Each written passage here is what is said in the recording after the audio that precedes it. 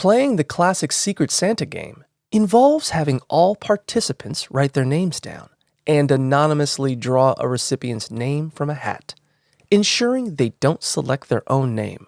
A group price limit should be set beforehand, somewhere around $20 for example, to keep the gift exchange fair and affordable for everyone.